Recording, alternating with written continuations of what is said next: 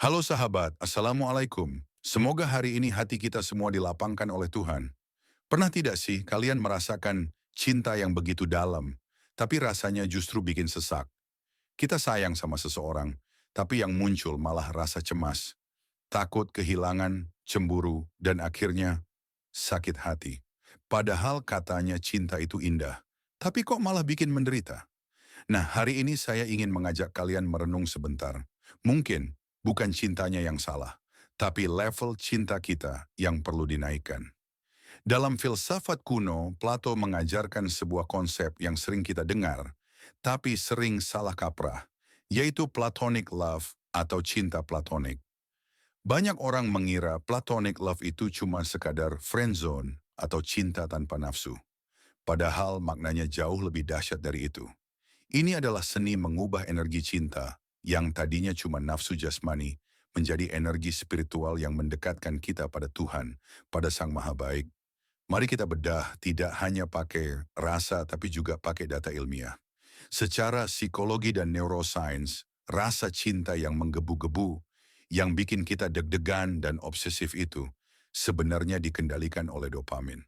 Peneliti bernama Dr. Helen Fisher menyebut fase ini sebagai lust dan attraction. Ini fase biologis. Otak kita bekerja mirip seperti orang yang kecanduan. Kita ingin memiliki orang itu. Makanya kalau tidak kesampaian, sakau, sakitnya bukan main. Tapi Plato dan sains modern sepakat, kita tidak boleh berhenti di situ. Ada sebuah teori menarik dalam psikologi bernama self-expansion theory atau teori perluasan diri dari Arthur Aron. Teori ini bilang tujuan sejati kita berhubungan dengan orang lain adalah untuk memperluas jiwa.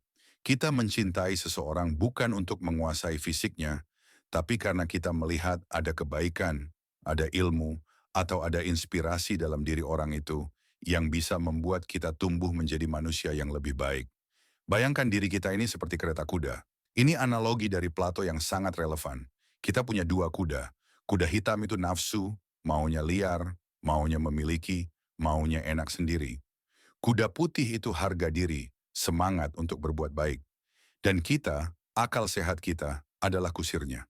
Kalau kita mencintai hanya menuruti si kuda hitam, nafsu, kita akan nabrak sana-sini. Hidup jadi drama.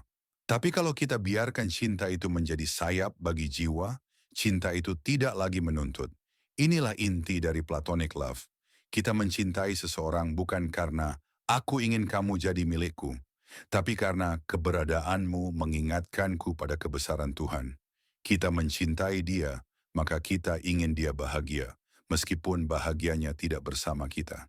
Tidak ada keterikatan emosional yang menyiksa. Dalam bahasa agama, ini mungkin level yang mendekati mahabbah atau cinta yang diridhoi. Kita tidak lagi transaksi. Aku sayang kamu, jadi kamu harus sayang aku balik. Itu bukan cinta, itu dagang. Cinta yang sejati itu membebaskan. Ia tidak mengikat leher orang yang dicintai dan tidak membelenggu hati yang mencintai. Jadi untuk sahabat saya yang sedang galau karena cinta, coba tarik napas. Sadari bahwa rasa itu adalah energi. Jangan biarkan energi itu habis cuma buat cemburu atau overthinking. Gunakan energi cinta itu untuk memperbaiki diri, untuk berkarya, untuk ibadah. Ingat manusia bisa pergi, fisik bisa menua, tapi nilai kebaikan dan cinta yang karena Allah, itu yang abadi. Jadilah pecinta yang tangguh, yang cintanya tidak receh, tapi cintanya mampu menerbangkan jiwa menuju langit yang lebih tinggi. Wassalamualaikum warahmatullahi wabarakatuh. Rahayu.